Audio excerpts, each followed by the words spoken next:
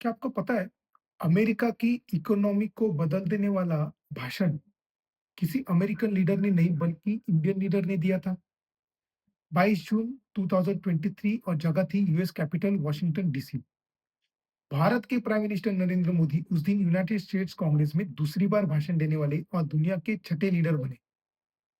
मोदी ने 47 मिनट्स का भाषण दिया, जिसमें उनको 79 स्टैंडिंग ओवेशंस मिले।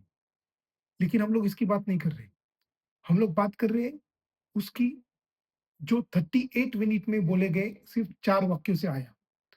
उसके परिणाम आज हमें साफ दिखाई दे रहे हैं और इसीलिए आज हम उनकी चर्चा कर रहे हैं।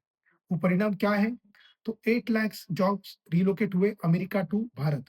89,000 स्टूडेंट्स ने एनरोल किया है भारत में और 89 बिलियन कॉर्पोरेट सेविंग्स हुई है अमेरिका के लिए, अमेरिकन कंपनीज के लिए। और भी बहुत कुछ है। आइए इसे डिटेल में समझते हैं। अमेरिका के सिएटल में रहने वाला 34 साल का सॉफ्टवेयर इंजीनियर जेम्स चिन मार्च 2023 में अमेज़न से ले ऑफ हो गया। उसको वहाँ से काम से निकाल दिया। वो स्टैनफोर्ड ग्रेजुएट था, स्किल था, कॉन्फिडेंट था। उसने 200 जॉब एप्लीकेशन भेजी, 3 इंटरव्यूज़ भी उसको मिले, लेकिन कहीं पर भी ऑफर नहीं मिला। एक रात फ्रस्ट्रेटेड और मेंटली एग्जॉस्टेड हालत में वो ट्विटर स्क्रॉल कर रहा था, तभी उसकी स्क्रीन पर मोदी के भाषण के शॉर्ट क्लिप्स दिखाई दी और उसी पल उसकी सारी दुनिया चेंज हो गई, उसकी सारी कन्फ्यूजन क्लियर हो गई। आज वो भारत में काम कर रहे हैं।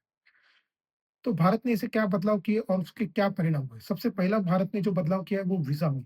वीज़ा और काम के नियमों के बड़े बदलाव। प्राइम मिनिस्टर मोदी ने एक हिस्टोरिक अनाउंसमेंट की, जिसमें रेसिप्रोकल वीज़ा एग्रीमेंट्स लागू किए गए। इसका मतलब इंडियन टेक वर्कर्स के लिए अब 5 years renewable H-1B visa available है अमेरिका में। दूसरी तरफ अमेरिकन प्रोफेशनल्स को बैंगलोर, हैदराबाद, पुणे, मुंबई जैसे सिटीज में इंस्टेंट वर्क परमिट्स मिल रहे थे। इन वीज़ास के लिए कोई लॉन्ग वेटिंग पीरियड नहीं था, कोई कंफ्यूजिंग पेपर वर्क नहीं था। रिजल्ट क्या हुआ? सिर्फ 90 दिनों में यूएस सीआईएस ऑफिशियल डेटा के अनुसार यूएस ने 47% से ज़्यादा H-1B एप्लीकेशंस अप्रूव की। ये दिखने वाली बात है। मैं आपको बताने वाला हूँ जो नहीं दिख रहा है। जब 2 इंडियन इंजीनियर्स यूएस जा रहे थे, उसी समय एक अमेरिकन प्रोफेशनल इंडिया में आ रहा था काम करने के लिए एज़ अ प्रोफेशनल, वो भी 1/3 कॉस्ट पर। रियल एग्जांपल्स मैं आपको बताता हूँ। सारा मार्टिनेज, ब्रुकलिन में रहने वाली 29 साल की डिजाइनर।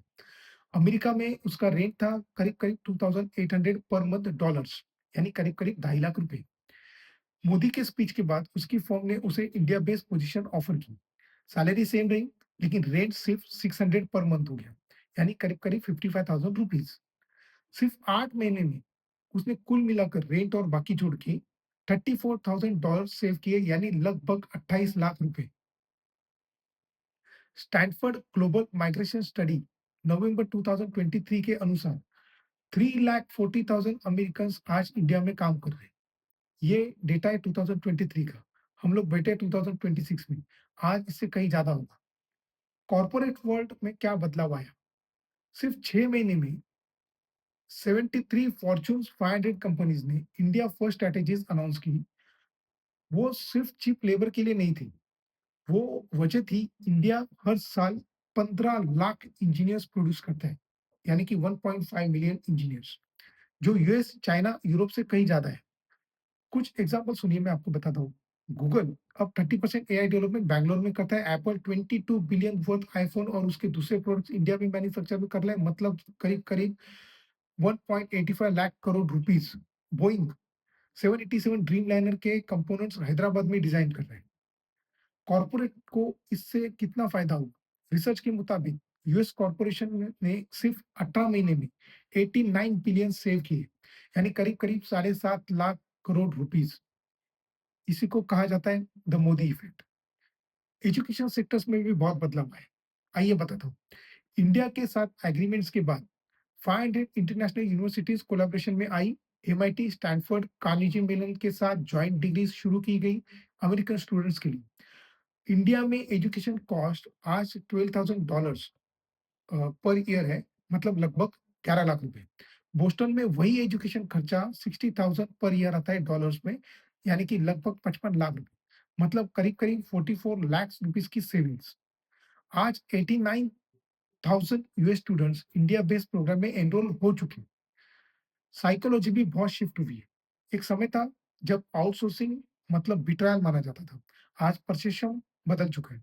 मोदी जी ने अपने स्पीचेस में पार्टनरशिप और टुगेदर ये शब्द 34 बार इस्तेमाल किए। स्टडी बताती है इंडिया ट्रेड डील के लिए अप्रूवल 67% से बढ़ा, जो पहले सिर्फ 47% था। लाइफस्टाइल में भी बहुत बदलाव आ चुके हैं।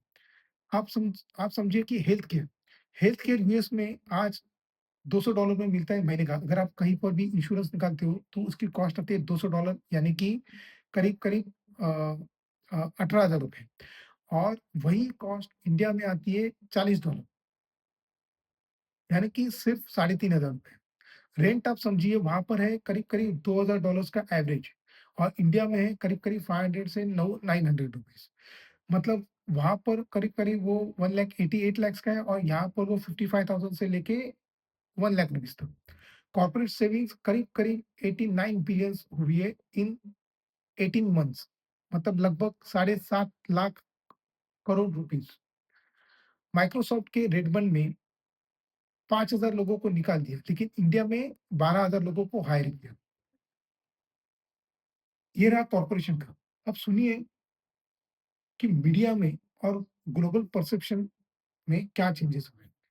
ग्लोबल मीडिया में इंडिया के बारे में जो बातें करते हैं, वो बातें करीब-करीब 670% से बढ़ी हुई है इंडिया के लिए। फॉक्स न्यूज़, एमएसएनबीसी पर इंडियन एंकर्स हैं। इंडिया इनोवेशन वीक जैसे प्रोग्राम्स दिखाते हैं, चलाते हैं। एनएफएल मैचेस में इंडिया की एड्स चलती हैं। स्ट्रीमिंग प्लेटफ़ॉर्म पर इंडियन डॉक्यूमेंट्रीज़ दिखाई जाती हैं। प्यू रिसर्च जनवरी 2025 ये कहता है कि यूएस में इंडिया फेवरेबिलिटी आज 48% से बढ़कर 71% तक हो गई। बॉटम लाइन, इंडिया को हाई स्किल जॉब्स मिले और यूएस को chip services plus modern global image मिली। इंडिया ने शब्द, स्ट्रैटेजी, पेशेंस और सतर्क पॉलिसीज का इस्तेमाल करके सिर्फ अपनी ही नहीं बल्कि पूरी दुनिया की इकोनॉमी, लाइफस्टाइल, एजुकेशन और कॉर्पोरेट लॉजिक बदल दी, और यही सबसे इंटेलिजेंट और नॉन वायलेंट इकोनॉमिक टेकअवे है। Thank you so much.